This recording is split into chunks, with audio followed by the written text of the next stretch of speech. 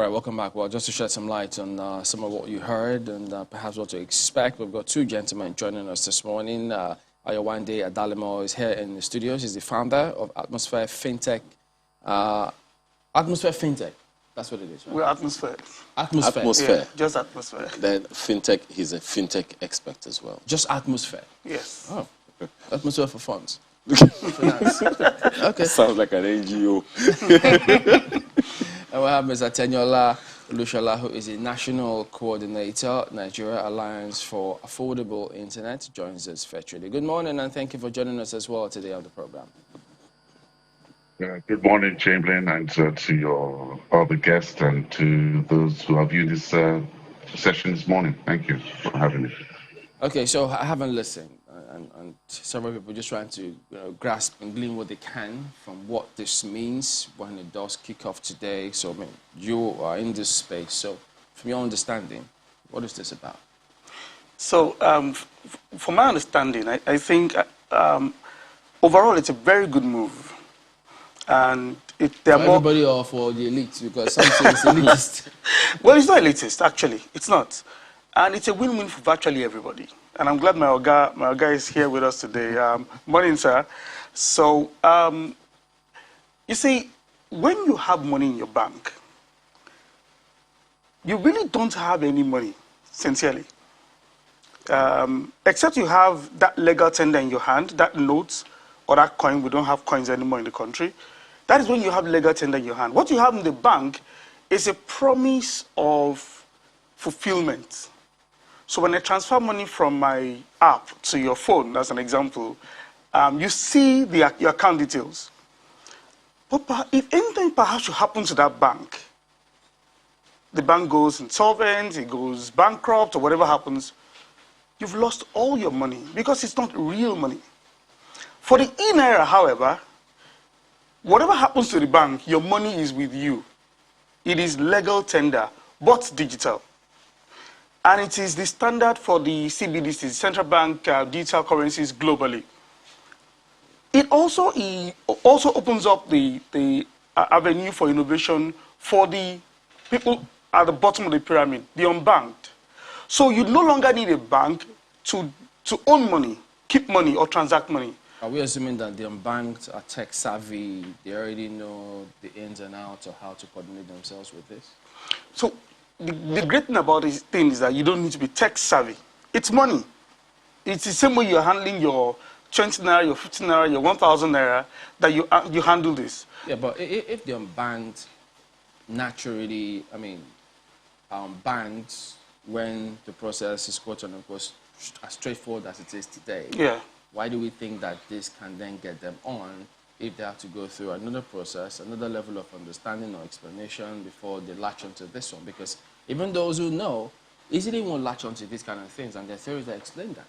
Okay, so for the unbanked today, why are they not on the banking network?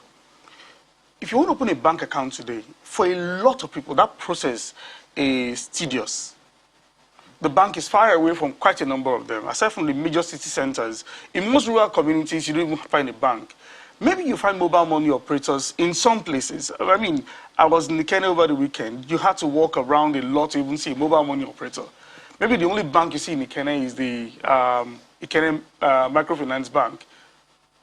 But with e-Naira, regardless of where you are in the world, you can have access to money.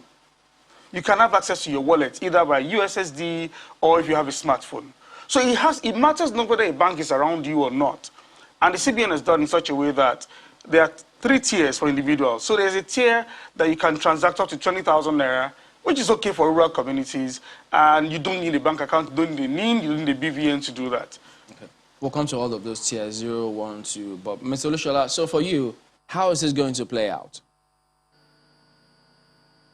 Yeah, thanks for that question, and thanks to the other speaker as well, who's sort of giving you an intro to what is really essentially a digital currency. A digital currency in all aspects is just another digital application. CBN is right to call it a journey. It is effectively a journey because it has some underlying assumptions. First assumption that the CBN has made is that everyone will have a mobile device or some form of device that can interact and hold an e-wallet, whether it's in USSD format or whether it's a smartphone format that the CBN governor described, so you can actually access a server. Secondly, CBN has actually accepted and adopted something called the blockchain technology, something that it had resisted in the past, and other CBNs or central banks around the world are now starting to adopt. The third thing is that the CBN has actually assumed that there is some level of digital literacy and digital skills required to actually understand how to interact, to exchange money that you have in your e-wallets to entities that also can accept the digital e-Naira. The e-Naira itself is a digital format of the fiat. So really what you can do with the Naira, you should be able to do with the digital ID and transaction that it has. So what it has essentially done is to digitalize what we essentially have as called the Naira. However, it still needs to do a lot of awareness because, as you've pointed out, Chamberlain, those that still are not aware of this e-Naira, there has to be some level of trust built in so that they can accept this at the physical layer. Normally, when you introduce digital applications, and this is one of them, it's assumed that you're actually buying digital services that are on the internet. We actually have a low penetration of internet, even though we have quite a number of users, but the actual level of internet penetration is still very low. And we've got research that states that most of this inability to access the internet is via the rural areas and those that cannot afford access to the internet. So, you know, the CBN is introducing something that really is starting the journey for the digital transformation of the country. It would be good for the digital e-Naira to be actually accepted and adopted fully by government under their e-government program so that all transactions within government is done using this e-Naira so it can improve efficiencies, improve productivity, and also the most important thing, give user acceptance and trust in the currency itself. Thank you. Well, let me begin from the rural area that you started with the other time. At a time when many of the people in these rural areas would rather just save their money under their pillows, and how do we even begin that journey of convincing them that you can save your money in the cloud? So, my other said, I think there'll be some awareness. But the most significant thing that will happen is that these people will begin to see a huge difference between money in the bank and money in their hands, but it's digital. So as an example, let's assume that the mobile money operators will take advantage of this, because what this will do is that it opens a whole new world of innovation. And I am hoping that people like in our space will latch onto this. ISPs, mobile money operators, mobile network operators will latch onto these and roll out innovative services to rural areas. So let's assume that the mobile money operator, as an example, gets the agent to go from one store to the other to say, oh, this is a product we have now. If I come to your store, I don't need to give you physical cash. All you need is create this, dial this number, you create this, and I can pay you your money peer-to-peer. That is the game changer. The challenge we have now is that if I want to pay you now, I have to dial a star, something, I wait for the network operator until the network operator now responds to me, or I go to an app and the internet is not working. But with e-Naira, all I can do is if I have NFC on my phone or some kind of interface, Wi-Fi, Bluetooth, whatever the technology is, I just point my phone to your phone or my device to your device, and the money is done. A lot of these stores and shops in rural communities will begin to catch on to this eventually when they see the speed and then the fact that there are no costs on transactions. And what happens if the phone got stolen? So right now, if my phone gets stolen right now, what happens is that because it's your money is safe. And because of the underlying technology that powers this, it's powered by blockchain. So that technology confers upon me some level of security that even if it is stolen, except I have access to your NIN, your BVN, and some other security detail, before I can begin to use that service. So as a result, it's a tokenized service. So before I can make a transaction with you, a token is generated.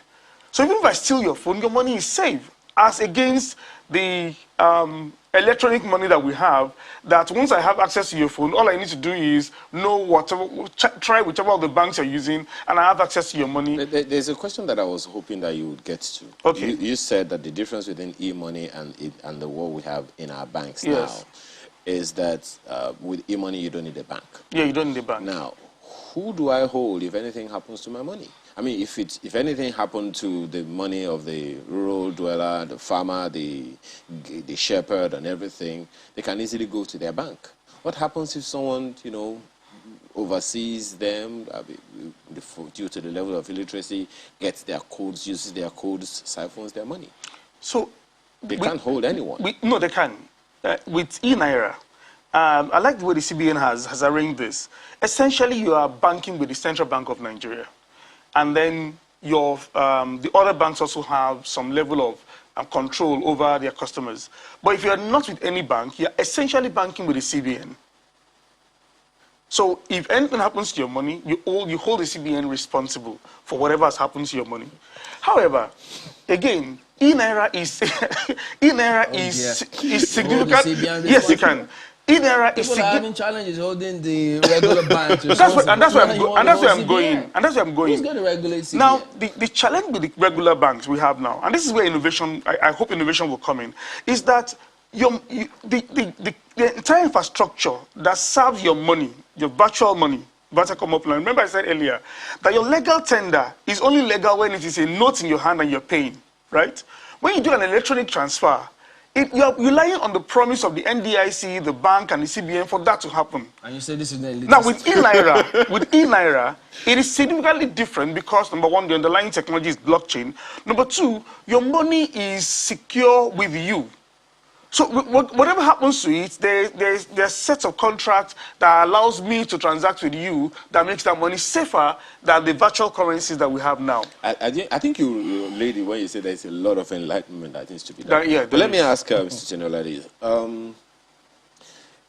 to track corruption, it's easy to go through the banks. But if what Mr. An element of atmosphere is saying that now the money is literally in the atmosphere, so to speak. That's dangerous. So I mean, he's saying that it's not to any particular bank. Some would say it will make it so much easier to engage in corrupt activities. I mean, you just transfer the money from one account into some cloud that. How then do we fight corruption? How does it help to fight corruption?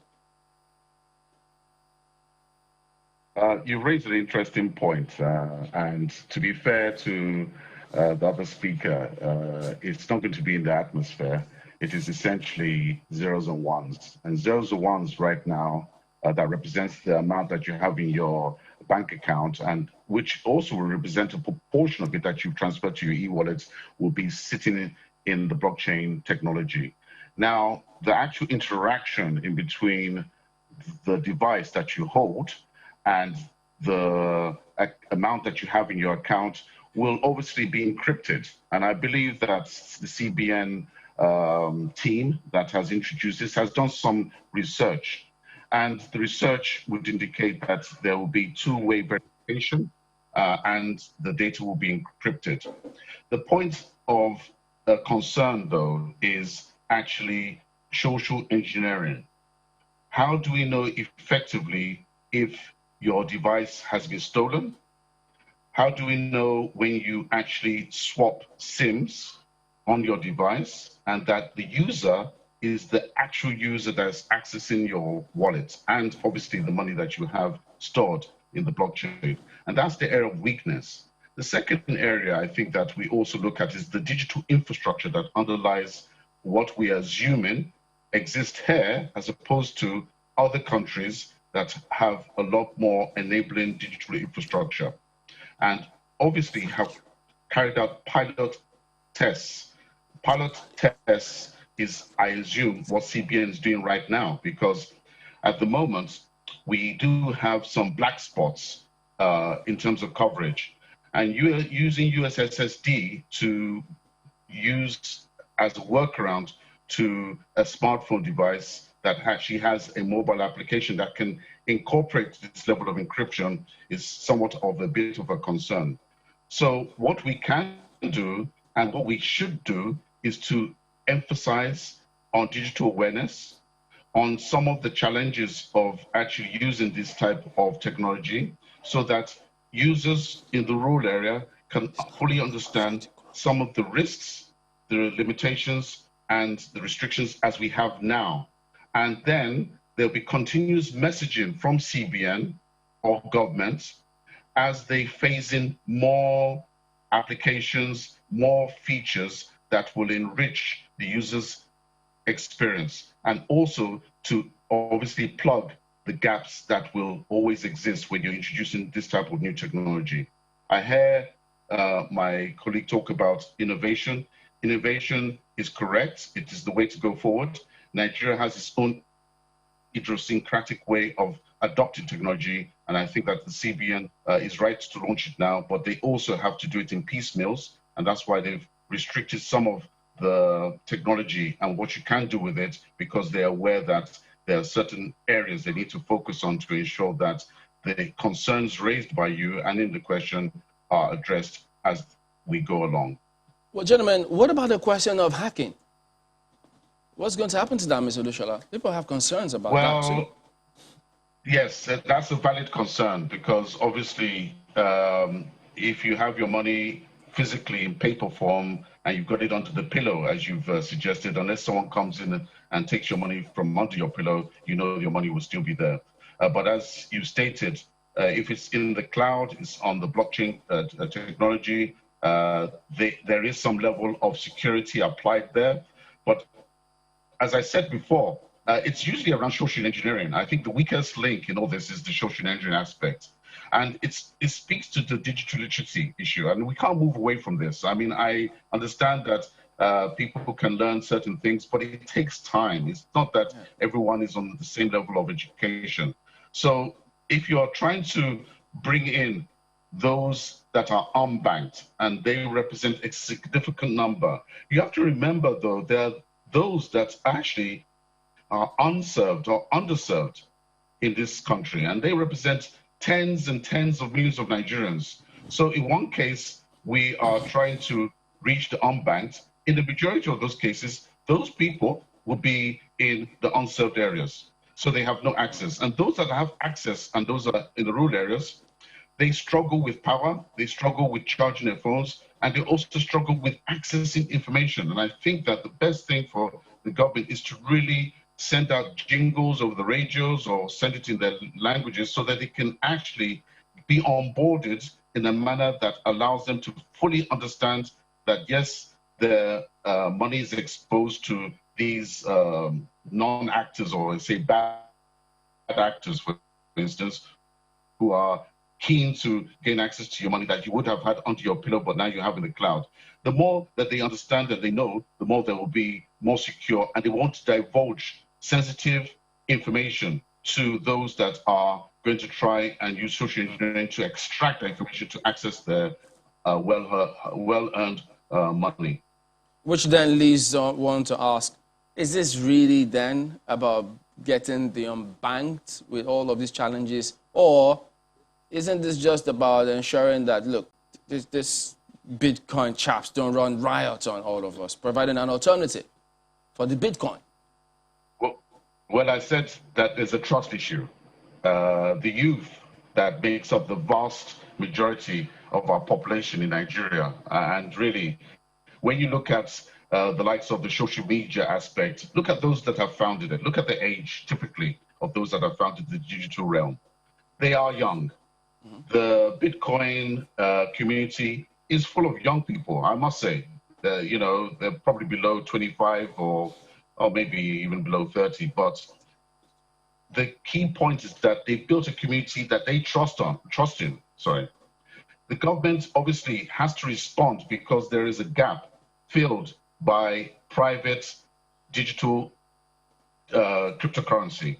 So without an e-Naira, and remember, there are other central banks around the world that are looking into this, but they are piloting it because they realize that they are building on a legacy system, and the CBN can't ignore the fact they're building on a legacy system that works, that needs to interoperate with e-Naira, just like Bitcoin and other cryptocurrencies have to. So the future really is around trust. And the youth at the moment, that's the Gen Ys, the Gen Zs, and the Alphas, really trust what they've built, which is in private hands. So it's for government to interact, to actually, well, they can regulate to a degree, but obviously, in terms of people accepting the e-Naira, it's all about awareness and trust. If I don't trust storing my money that's under my pillow in a digital form, it won't happen, irrespective of any mechanism you put in place. So there'll be a coexistence of paper fiat money, digital money, and when we get to a digital society, a truly digital society that is sophisticated, digitally skilled, digitally literate, then you'll have transactions in between digital currencies and digital services and products that will be done through e-commerce platforms, social media platforms, as the case is in other advanced environments. Thank you. Well, now, if you, the same questions, the question of trust, and then the Bitcoin. So there's so many issues. Are people really, I think they know that they're not going to find people just embrace this so quick, especially when that trust issue is huge. How do you see them overcoming this? The volume of transactions initially will be low. And when people see that the networks can be trusted, and again, where the CBN is committed to creating awareness and education, we just have to do that. But the trust will build over time when people see that this is probably safer than what I'm using now. The adoption, again, like you rightly said, will be a youth-based adoption, and not people who are probably older. So it's not just about the unbanked. It's not just about the unbanked. It's about the digital future of the country, a digital economy. And you're right. It's about a bit of regulation around currencies that are digital.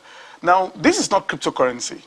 The only similarity between cryptocurrency and the central bank digital currency is the fact that they're both blockchain-based technologies. That's the only similarity. But in terms of operation, one is completely unregulated, and it's on the free world. This is regulated by fiat, which is by the central bank.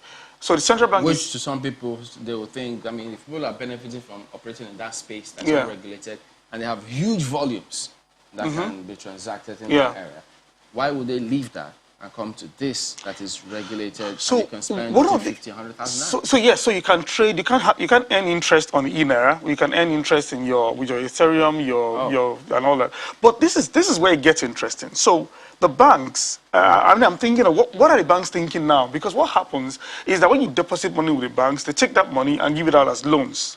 With e-Naira, that's going to change significantly if we get volume of transactions. If millions of people decide, I'm going to keep my money in e-Naira, it takes power away from the banks. So the bank executives are going to be worried. No, this is going to reduce the level of transaction that happens with the regular banks. Well, so two things can happen, and I hope they will happen.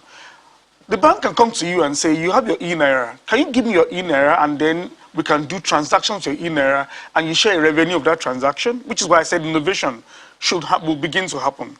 The second thing that can happen is that the CBN will tell the banks, okay, so we will give you a particular amount of e-Naira so you can loan out to the economy at this regulated returns on investment so that the economy can flourish. At the end of the day, it is all about digitizing the economy and ensuring that innovation happens. And I'm hoping that, I'm sure, I mean, the bankers all agreed to this. I'm sure that bank executives have sat down to realize that, okay, this is how we'll go about this. If it catches on, if it becomes mainstream, and the CBN can make that happen on social media with the right kind of campaign, with the right kind of awareness, and it catches on with our young people, then bank executives begin to go back to their drawing table to say, okay, this is how we're going to play this so that we can also have some share of this market. Because what this has done is that's taken money away from the banks into the hands of individuals. But the value of e-Naira is still the same thing as the value of the other. Yes, of the Naira. So because it's a legal tender actually. It's actually your Naira, but a real digital version of Naira as against your money, your app before. But now this is real money. As far as anyone is, most people are concerned, there is hardly any difference between e-Naira or any digital currency from any central bank in the world and cryptocurrency. They are both concealed. Yeah. Now, this whole conversation started because cryptocurrencies began to gain a lot of prominence. So it's like the central banks all over the world saying, let's get into this because it looks like it's viable. Now, why should any young person in the world prefer any e-Naira or any digital currency of their country to cryptocurrency? Okay, so the currencies, the applications of both currencies are different. Most people do cryptocurrencies as a means of earning an income. It's trade, for trading. Some use it to buy things online abroad. The e-Naira is significantly different from cryptocurrency in its application. It is used as a legal tender in Nigeria. So even if you have your Bitcoin or your Ethereum or whichever the cryptocurrencies you hold, you can still transfer that into e-Naira, as the case may be, and spend as a legal tender here. So you can convert cryptocurrency, what you call cryptocurrency, into digital currencies. Into digital currencies, yeah. So you can do that. That's one. But essentially, what anyone will do if I have cryptocurrencies is to look at, again, innovation now comes into play. To look at how can I bridge the gap between cryptocurrency, which is unregulated, and my new e-Naira. So I'm in a diaspora as an example, and I want to do business in Nigeria. This is where e-Naira now comes in.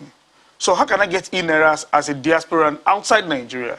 And I want to do business with Nigeria. What it means is that I can easily convert the cryptocurrencies into whatever digital currency is available and transfer to my e-wallet and then make transactions in Nigeria. Borderless transactions begin to happen. It probably might even become maybe an ECOWAS standard if the card is played properly. All right, we'll explore that a little further when we return in just a moment. Don't go away.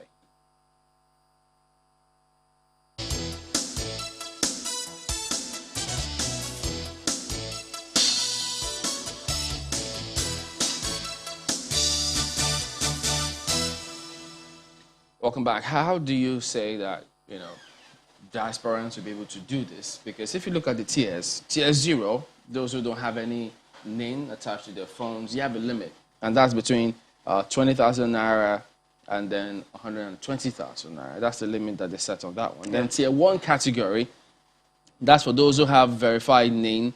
The daily transaction limit is set at 50,000 Naira to 300,000 Naira as the balance. Then you have the tier 2 category, and they'll be able to transact up to 200,000 Naira daily with an e-wallet balance of 500,000 Naira, while tier 3 will have daily transaction of 1 million with balances of 5 million. So those are the categories that exist there. So still some limits. Yeah, so the initial limits are because we're just starting out. But because it's a digital currency, what will happen down the line is that there will be interoperability. A lot of central banks will begin to adopt it. Central banks are not rushing it now because everybody wants to watch. And like Mr. Teniola said earlier, there are a lot of dark spots, a lot of gray areas here that needs to be smoothing out before it becomes global adoption. What I see that will happen is that there will be interoperabilities with legacy systems and then the digital currencies. What that means is means of identification in countries, government-issued means of identification, such as security numbers in the US as an example, or the ones in the UK, will be accepted means of accessing the tier 2 or the tier 3 as we move forward. And because it's digital, such interoperability is pretty very easy. And then you now have security agencies globally like the Interpols, the FBI, the CIAs, and all looking at ensuring that there are legal and crime laws around whatever happens to these currencies. So if there are so many dark spots, as you both have said, why now? There are only 5 countries in the world that have adopted this so far. Even the big economies are still very pussyfooty about this. So the question a number of people will be asking is, why are we in a hurry? So for a government, I think responsibility is the first thing that will come to a government's mind. I don't know if that is the reason with the CBN, but look at what has happened in the cryptocurrency world. A whale comes up and buys billions of bitcoins, and then the price just suddenly drops. When the CBN restricted banks from transacting cryptocurrency transactions a couple of months ago, there was a lot of brouhaha around that. But there was a lot of sense in it because almost immediately the price of Bitcoin tanked. And we're still battling scarcity of dollars in our country. You can imagine what would have happened to the banks if they had done such volumes of transactions. $500 million, $600 million for Nigeria alone. So responsibility is what comes to the minds of central banks around the world. How can we offer our young people what they want, at the same time protect them? Because the unregulated cryptocurrency world is open up to, I mean, you can't even trace, if your cryptocurrency is stolen, you can't trace who stole it. You can't find whoever has taken that. A lot of people have gone with wallets that you can't trace again, and there are millions of dollars in those wallets. I'll still come to ask you a question about can I reverse my transaction? But let me ask Mr. Olushola the same question about whether or not we're in a hurry to get this done, because even the big economies all over the world are still very cautious. Even though it's a priority, they're still very, very, very slow about it. Just about 5 countries or so. And the U.S. is talking about the Chinese digital yuan and, back and forth like that. So are we in a hurry, or you think it's just the right time? Well, Ayo, you asked another very good question. And let me say it this way. Digital currency, or a variant of that, has been introduced in the States, you mentioned the States, in the 1980s. So they've really experimented and have failed in trying to introduce some form of controlled digital currency into their economy. But remember, they have very strong legacy systems that are electronic in format. So they come with procedures, processes that works for them. And when I say them, that's the advanced countries that have actually been able to integrate cryptocurrency into their systems. So what do I mean by that? You remember that digital currency has gone through several evolutions, and they've learned from their past mistakes. So they've been on this long, extended pilot for many years. And if I take the UK, for instance, which I'm very familiar with, you're right, they're very cautious because there's a lot of issues around data protection, data privacy. And they currently have systems that has KYC and AML built into it. That is, know your customer and anti-money laundering systems in their systems already. Built in, very secure, tried and tested and proven. So you go into an electronic shop, for instance, and they exist in some parts of London and other major cities in the UK. You can actually do a transaction without any human interaction and get your goods at that point in time, there and there, within maybe 5 minutes, 10 minutes, But generally, a lot of transactions now are done using current systems in digital format, using the blockchain system, which is actually at the back end. So a user doesn't actually know that they're actually using digital currencies, because it isn't actually slapped in their face to say you are using the pound, for instance. But the next phase for them would be, okay, if they want to access the cryptocurrency market to ensure that they remain relevant. And what do I mean by that? That the legacy systems are not swept aside by the new, innovative, dynamic systems that they don't understand. Remember, the banking system is very conservative by nature, historically. So it is really for them to remain relevant. But in the UK's sense, they have a very strong city. That's the city square mile, that is their financial strength, and has been doing a lot of cross-border transactions for eons now. So for them, just to create a digital version of that isn't such a threat to their legacy systems. It's just a new evolution. In Nigeria's case, we don't have that sort of baggage. We really have various systems that have been implanted by the banking sector, and they're really depends on who runs and owns the banks. They've introduced their own systems. So that's why cryptocurrency has become such a huge success in Nigeria, because actually there isn't much control over what gets done. So in terms of the youth, they are looking to secure their future. The Naira itself, whether it's in paper form or digital form, isn't seen as a secure asset for them. So they rather speculate and store their wealth or what they've built over the years in another form that they feel they can control. So what we have at the moment is that you have no option for CBN, even irrespective of what they've said in the past that they shouldn't be involved in cryptocurrency or even digital currency in any shape or format. They've realized that really if they ignore it for much longer, then they might actually lose total control of the future of banking. And fintech is one good example where you've seen a lot of interest by foreigners to create a fintech ecosystem that can replace the traditional banking system. So it is almost painfully for them to state, we really need to jump onto this bandwagon, otherwise we'll lose out in the future. And that's not the situation you find from other societies where they've actually built systems and they just converted them to digital. It's just really, we need to define our processes and procedures so that the youth, those are unbanked, understand exactly what they're buying into. Otherwise, we'll basically be playing catch up.